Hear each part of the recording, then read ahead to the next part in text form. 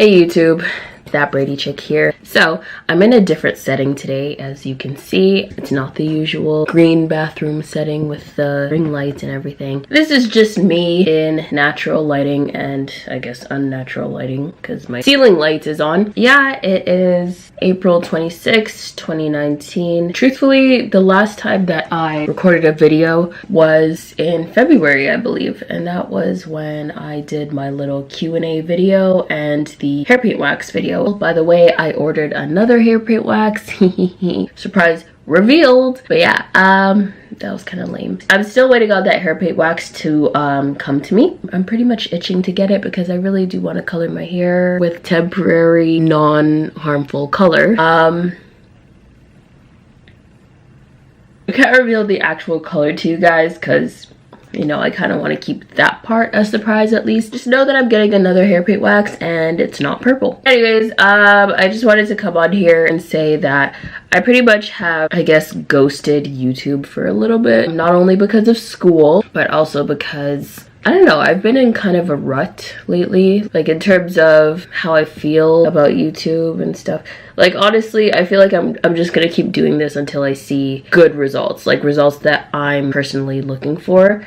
I'm still gonna continue YouTube and all that, but like for the past few days I've just been kind of doubting myself about it. Not even only about YouTube, but also about like my hair and everything. If I could be totally honest, I feel like when I was 1 year natural, my hair was a lot thicker than this. I didn't even try to do mini twists. Like these are supposed to be medium-sized twists, but to me they look like mini twists. Back when I was at 1 year natural, I feel like whenever I would do my twists, they would always come out super thick no matter what size. Even with the mini twists, they would look pretty much like medium twists because they were just so thick. But now I feel like some of my density is kind of lost, and I want to be honest about that too. I feel as though the protective styling, my long single braid, those might have contributed to some of the loss in density.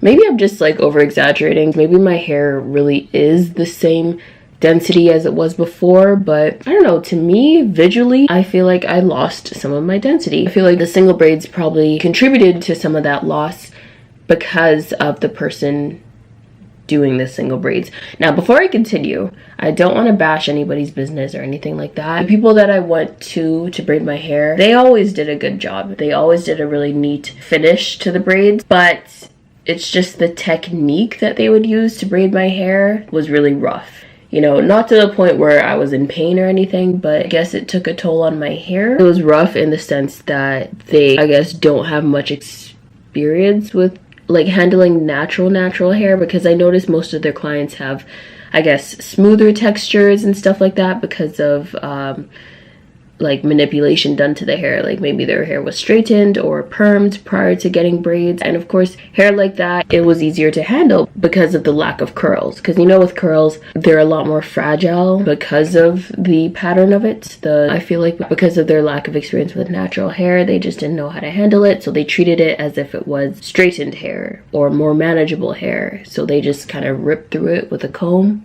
that first time. And I felt it, like it was pretty painful for me because my hair was thick. Pretty much they would comb through my hair before putting in the braids. Us naturals always preach you have to comb from the bottom to the top of the actual hair strand, because if you don't do that, then you're gonna rip your hair out when combing it from the top.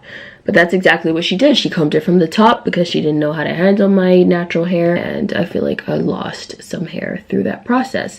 But the thing is, I didn't really turn around to look at the comb that she was using and observe how much hair actually came out.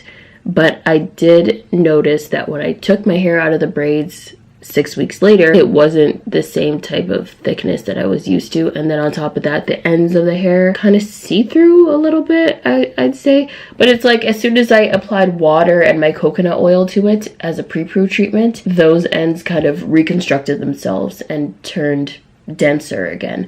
So I don't know if that makes any sense, but I'll try to insert a clip because I did post a video about the time that I took out my braids and saw the ends looking like that. But in the video itself, I didn't say anything because I didn't really, like, I noticed it, but I didn't want to say anything, you know?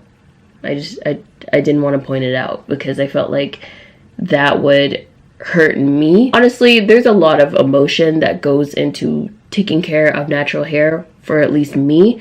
Like, I don't know how other naturals feel about their hair, but there's a lot of emotion that I put into taking care of my hair because I want it to flourish, I want it to grow, and I want it to be thick. A good majority of my life I've spent with damaged hair. Finally, I've achieved healthy hair, and I want it to continue to be healthy for years to come because this is it for me. I'm natural for life. I hope you know, like, this is my lifestyle now. That's why I'm trying my best to refrain from any damaging practices done to my hair because I don't want to be set back, period, because that would really, really hurt me. This was 2 years of hard work so far, you know, and I'm still going. I'm trying to see progression every year. At year number 3, I should be longer than this length. It's just something that I'm working towards on a yearly basis. Getting denser, longer, thicker hair. I just can't have anything stand in the way of that anymore. Which is why I'm posting this video to say that I am done with protective styling.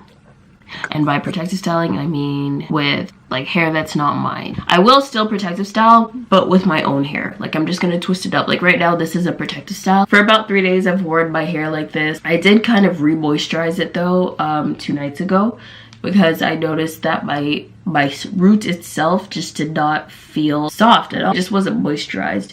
So I decided to go out and buy my Handy Dandy Stay Soft Fro. I realized that this is actually my holy grail because without it, my roots are just dry. So you gotta listen to your hair. I just want to have moisturized hair so I can retain length, which is why I'm just planning to protective style with my own hair from here on out so that things like braids can't rip out my hair and ruin my density and my length. Yeah, that was my big announcement. I'm just pretty much giving up protective styling with fake hair, but I'm still going to protective style with my own natural hair. I also didn't want to point this out, but I feel like it needs to be said because I want to be 100% truthful with you guys. But also, those long single braids kind of ripped out some of my hair up here. Like, you can't really tell because it's like joined into the twist. I noticed that when I leave my hair out and I do like little bangs and stuff on the front of my face, bang that comes out of this twist, part of it is really, really short. Those braids definitely ripped out my bangs.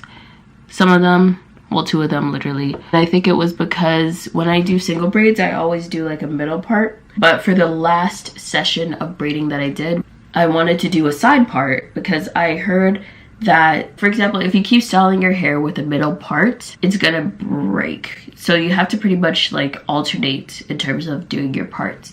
Like, sometimes do a side part, sometimes do a middle part. Don't always just do one type of parting in your hair because it's going to break the strands surrounding that part. And that's exactly what happened. But the thing is, when I did that last session of braiding, I did tell the braider to do a side part, and because her kids were around and everything, I guess she got distracted, which is fair, I understand. But my hair suffered because of it, you know, so that kind of hurts me. But yeah, she just pretty much ended up doing a middle part, even though I asked her to do a side part. And when I did point it out while she was braiding, she's like, oh, you can flip it over, which was not possible. It, like, what? But it's okay. So my point is, because I kept doing middle parts for all those 6 sessions of braiding throughout the year, my hair ended up breaking off a little bit because of that same consistent parting, if that makes any sense. It's my story, my little announcements and everything. I'm just not going to protective style with OPH anymore, like my parents call it. But anyways, that's all I wanted to say to you guys. Thanks again for watching. And before I go, you thought I was gonna say always remember, didn't you? Sorry to disappoint. But anyways, I want to show you guys a bit of my length that I achieved here. So this is my twist length. Pretty much down to here. And then the back twist, go down to here. So my twists are pretty much at armpit length right now, if you can see that right here. They're at armpit length at 2 years. And the sides down to my collarbone. The back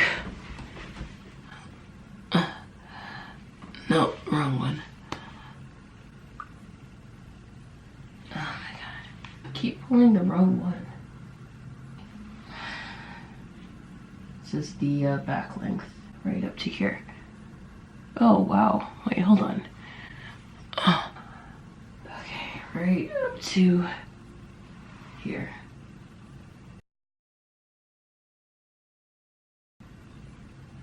This is the back length. Cool. That's my length check. Ouch. Ugh, that hurt. Thanks for tuning in, guys. Hope you enjoyed the video and hope you appreciated my honesty. Thanks again for watching.